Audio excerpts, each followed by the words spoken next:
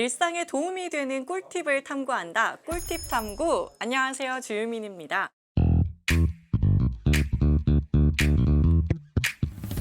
7월은 재산세를 납부하는 달인데요. 본인의 재산에 따라서 세금을 계산하는 방법과 또 세금 금액이 달라진다고 합니다. 오늘은 재산세에 대해서 알아볼 텐데요. 타구경 광양시 세정과 팀장님 모셨습니다. 안녕하세요. 안녕하십니까.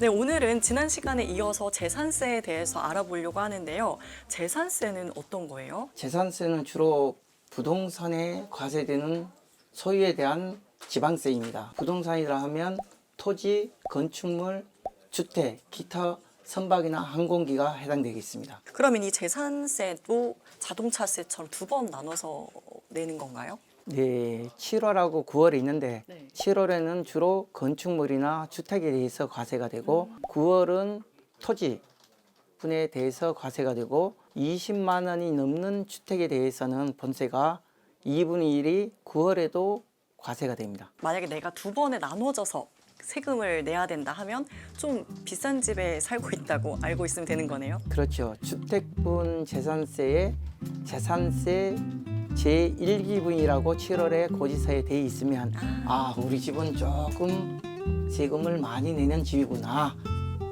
이렇게 이해하시면 되겠습니다. 네, 그러면 이전 시간에 자동차세 같은 경우에는 배기량에 따라서 달라진다고 들었었는데요. 이 재산세도 재산 금액에 따라서 달라지는 건가요? 쉽게 설명을 하자면은 토지 같은 경우에는 공시지가가 높으면은 세금이 많다고 보시면 되고 주택 같은 경우에는 올해는 어느 정도 주택 가격이 올랐다. 네. 그러면 그에 준해서 세금이 비슷하면 전년도하고 비슷한 것이고 오르거나 내리면 약간의 가감이 있다고 보시면 됩니다.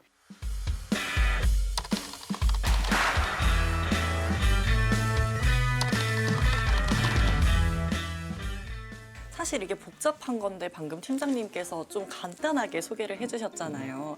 그럼 이 세금이 어떤 사람에게 부과가 되는 거예요? 6월 1일 과세 기준일로 과세가 되기 때문에 예를 들어 내가 5월 31일 날 집이나 건물을 팔았다. 네. 그러면은 6월 1일 납세 의무가 없기 때문에 과세가 안 되고 6월 2일 날 내가 또 샀으면은 내가 6월 1일 기준에 납세 의무가 없기 때문에 과세가 안 됩니다. 결국은 6월 1일이 가장 중요한 것입니다. 그렇다면 재산세에 대해서 또 중요한 정보가 따로 있을까요? 1주택의 경우 재산세를 감면받을 수 있습니다.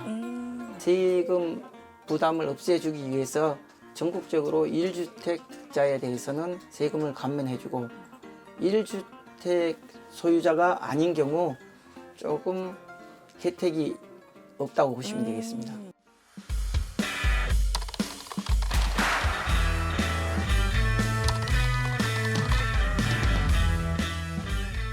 근데 아까 말씀하실 때 재산세가 뭐 주택도 있지만 건물도 다 포함이 되는 거잖아요. 네. 이 건물에 대한 세금은 또 따로 적용이 되는 거예요? 네, 건물 같은 경우에는 주로 상가 같은 경우를 생각하시면 좋은데 대지의 공시지가가 얼마냐, 건물도 이게 콘크리트로 지어졌냐, 아니면 판넬로 지어졌냐, 아니면 또 지붕이 어떤 형태냐, 건물도 오래됐냐, 최신의 신축을 했냐에 따라서 적용하는 세율이 각기 다릅니다. 그럼 만약에 건물은 있는데 그 건물이 사용되고 있지 않은 건물일 경우는 어떻게? 재산세는 소유하고 있으면 납부하기 때문에 감면의 관련 규정이 현재까지는 없습니다. 사용 여부에는 크게 관여치 않기 때문에 설령 상가를 사용 못하고 있더라도 그 건물 소유자는 재산세를 납부해야 됩니다.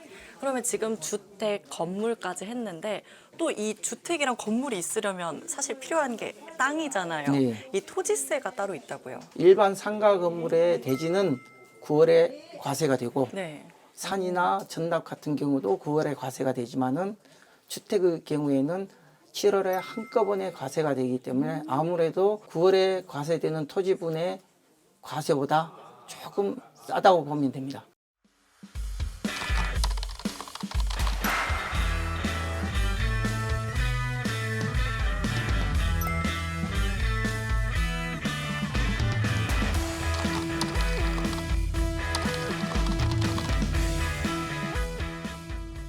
와, 진짜 듣기만 해도 너무 어려워서 좀 복잡하다 생각했는데 막상 또 설명해 주시니까 좀 쉬워지는 것 같기도 하고 그래요. 아까 말씀해 주셨을 때 감면되는 부분에서 1주택일 때 감면이 된다고 하셨잖아요. 네. 그거 말고도 혹시 또 재산세에도 해당되는 게 있나요? 예, 재산세 같은 경우 전자고지나 자동이체를 신청하시면 고지서 한 장당 500원, 500원 하니까 1,000원의 혜택이 있습니다.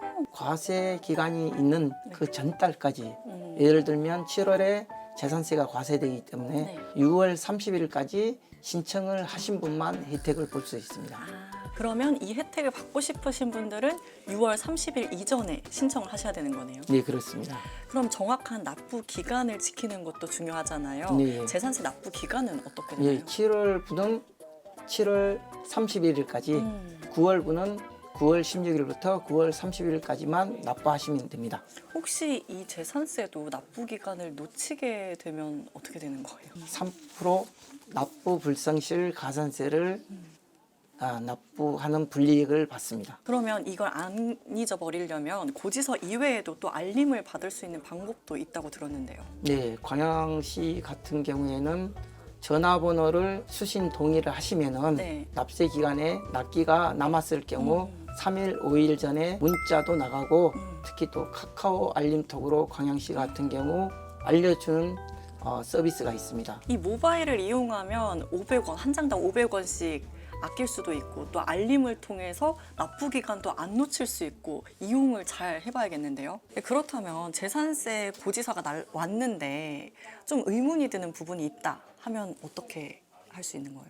과세 기간을 방문해서 과세 내역을 확인하시고 상세한 설명을 받고 만약 그것도 이해를 못 하시거나 불합리한 점이 있으면은 이의 신청을 할 수 있습니다. 요즘은 본인의 재산에 대해서는 본인들이 어떻게 과세되는지 관심을 가지고 찾아보시는 게 좋습니다. 주유민의 꿀팁 탐구. 재산세에 관한 꿀팁 한 번에 정리해 드릴게요. 재산세 납부는 1년에 2번, 7월과 9월인데요. 재산세 납부 기준일은 6월 1일. 만약 5월 31일 건물을 팔거나 6월 2일에 건물을 사면 그 건물에 대한 납세 의무는 없습니다. 또한 1세대 1주택 특례도 있는데요. 공시지가가 1억 이하일 경우에는 재산세 50% 감면 혜택이 있으니까요. 기억해 두자고요. 다음은 건물 재산세. 건물을 사용하지 않아도 소유하고 있으면 납세 의무가 있고요. 일반 상가나 건물, 전답사는 9월에 과세, 주택은 7월에 한 번에 과세된답니다. 마지막으로 재산세 절세 꿀팁은 전자고지를 신청하면 500원, 자동이체를 신청하면 500원, 총 1,000원의 감면 혜택이 있으니까요. 잊지 말고 이용해보세요. 혹시 재산세 납부 기간을 놓치게 되면 3%의 납부 불성실 가산세가 붙으니까요. 재산세 납부 잊으면 안 되겠죠? 광양시에서는 알림 문자와 톡 서비스를 이용하고 있으니까요. 많이 이용해 주시기 바랍니다.